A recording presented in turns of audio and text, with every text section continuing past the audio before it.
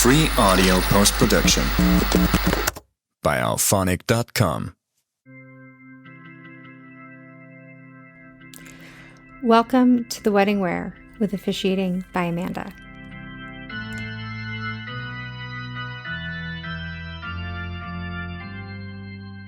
The wedding wear, I gave a drunken toast.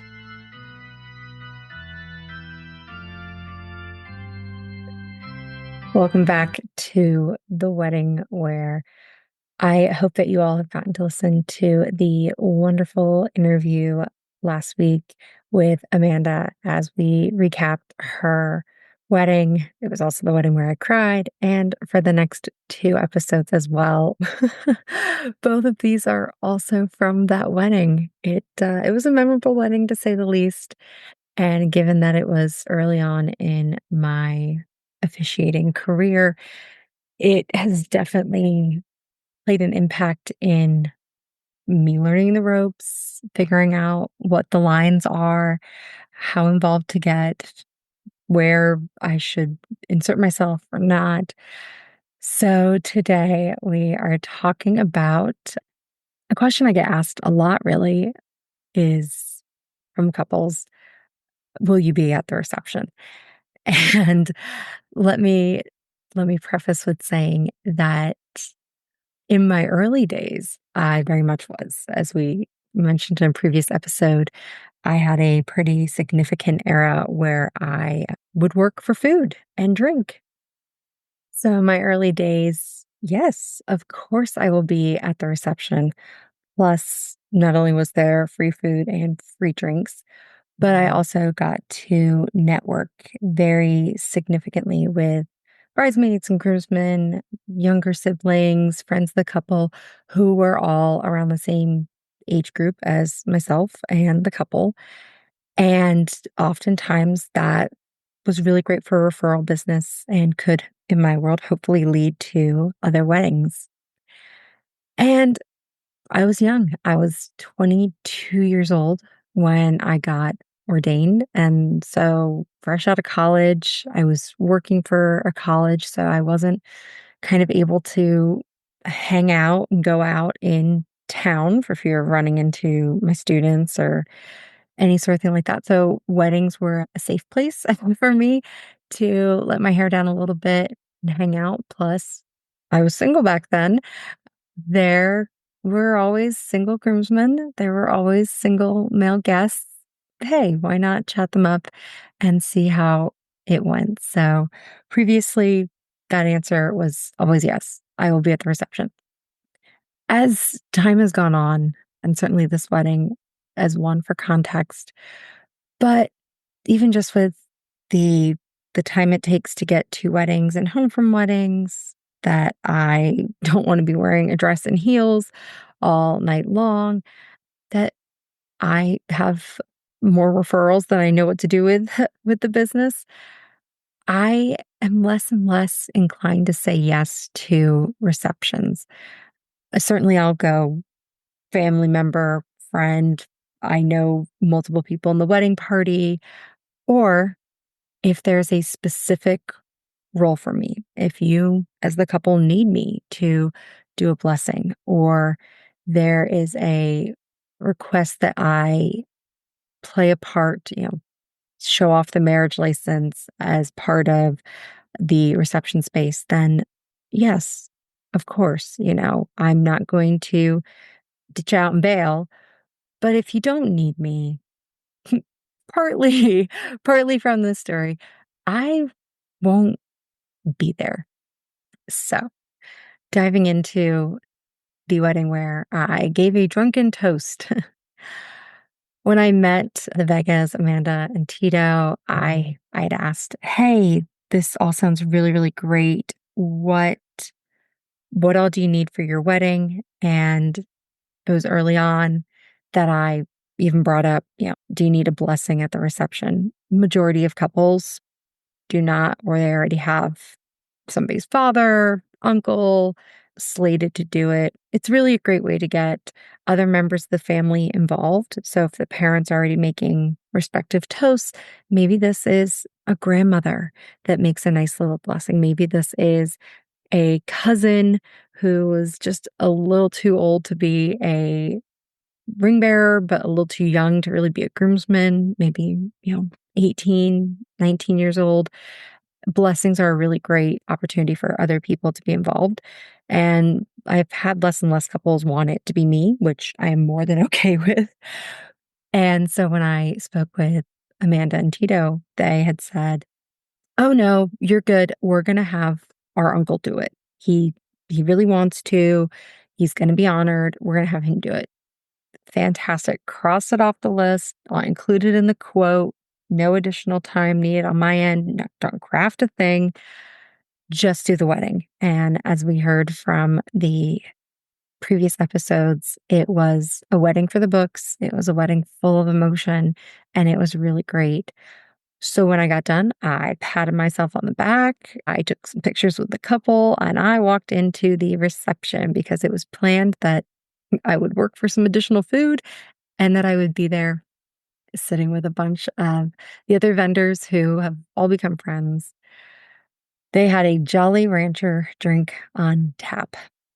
If you've never had one, highly recommend it. May link the recipe in the show notes. It is very easy to make, very fruity, very good, very much a step up from some of the drinks I made in college. But yeah, I had one. I had two. I may have been on a third as they were bringing the couple back in for announcements and the dances and the cake and all of that jazz. And I'm having a great time. I was so excited. I, made friends with the couple, making friends with everyone at my table, really just excited with how the day went. And the DJ says, "And now we will have a blessing from the minister, Amanda." And I wish that there had been a camera trained on my face because, what? No, no, Uncle Al is going to give the toast. Well, it was very clear that the DJ said my name.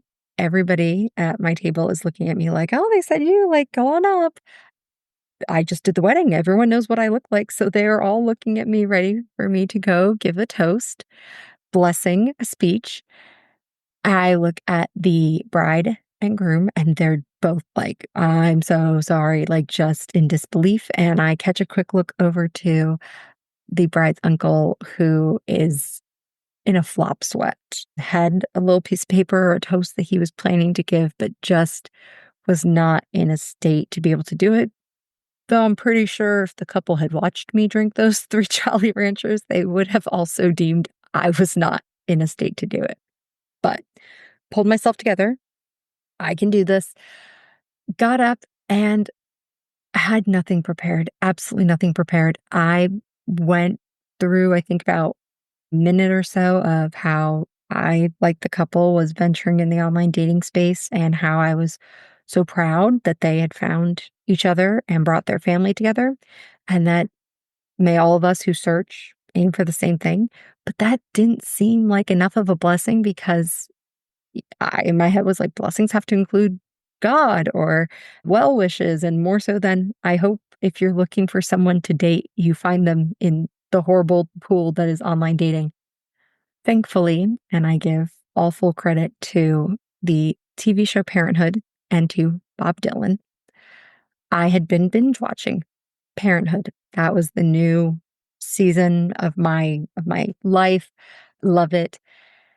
And the theme song to it is Bob Dylan's Forever Young.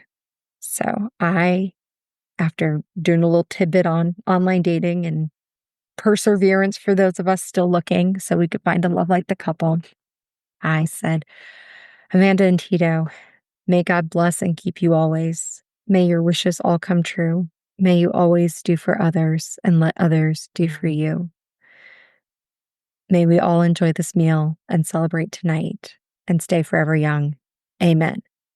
Yeah, pulled that out of my backside, edited on the spot. Wasn't even quite sure if it made sense. I was praying it did.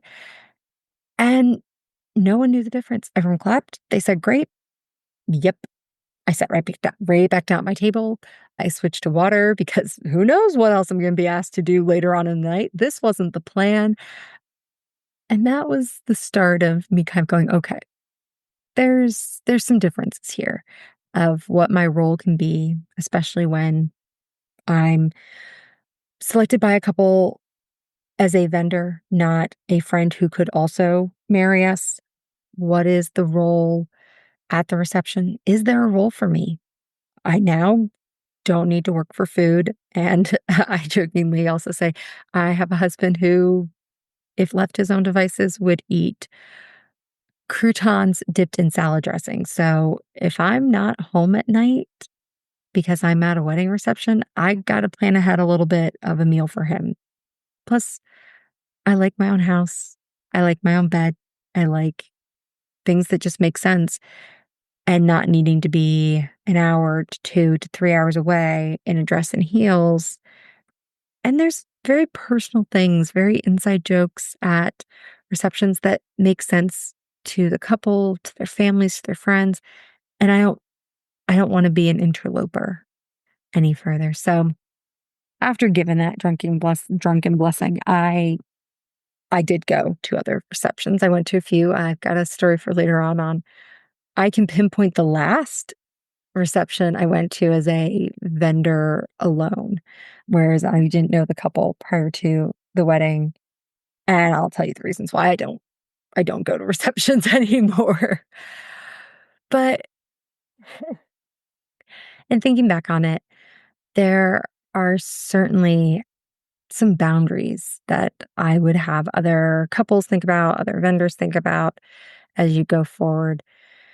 And there are some vendors for weddings that their job starts at 8 a.m. is not over until the last dance. So obviously having a drink while on the job, probably not ideal. There are some DJs and videographers who, yeah, the couple's having a mimosa. They invite you to do one with them. Do you turn it down? Is it disrespectful to? Do you have one and call it together? I know of a few DJs that will have a beer up next to them for the 4 hours of their set, a beer, a water, plate of food. They never sit down. They don't get to eat at the same time all of the rest of us kind of get to eat. But yeah, it's a fine line to walk. It is one I learned to walk, and I learned to walk hard with weddings. I had a few where I made a fool out of myself, did not do things the best way, and had to learn from it. I additionally had to really build out some of my policies on, right, in quoting, where do you need me? Where will I be? And what sort of things could be thrown at me at the last minute. I don't mind. I'm often a yes and kind of girl, but I just want to know what's expected and the situations where it's not expected for the time that I might have to really be up there front and center in front of everyone thinking on my feet. That's that I should be compensated for. Obviously, that's a hard thing that I still struggle to do is turning back around to a couple and going, I wasn't paid for this. I was offered a plate of food. I wasn't supposed to be speaking. Where those professional lines fall, where back charging falls, I do have it in my contract about, you know, incidentals or unforeseen things that could happen that I'll take care of, but please provide me with a means of electronic payment so I can back charge later. And I haven't done too well with that because it's a little awkward. I had a friend say that maybe I should use the deposit not as a true deposit, but more of for incidentals. And if there's nothing of additional charge, the couple gets back $100. I don't quite know how to work that yet. Please, if you have any thoughts on, whether it's late starts or unexpected speeches or the wedding is supposed to run for 5 minutes and the couple decides that they want to do their own vows. So that is then more time within the ceremony, more time I'm standing up there.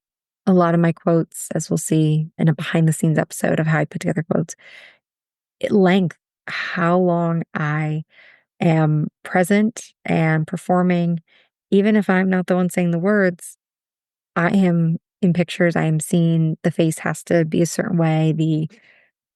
Much like we talked about in the crying episode, you don't want me looking stone faced. You don't want me looking absolutely ridiculous. I have to present a certain way. And the longer I have to stand and do that with or without speaking is my time. And I've had weddings where the couples thought, oh, yeah, we'll just throw this in. It'll be fun. And I don't know necessarily how to stop them mid-ceremony and go, oh, this wasn't in your contract, or this isn't what I was supposed to be doing here. But then on the back end, post a wedding, the license is signed, everything is legal. What do I do in that situation? So please, any thoughts you have, let me know. This kind of went on a slight bit of a tangent, but all in all, a great wedding, a lot of fun.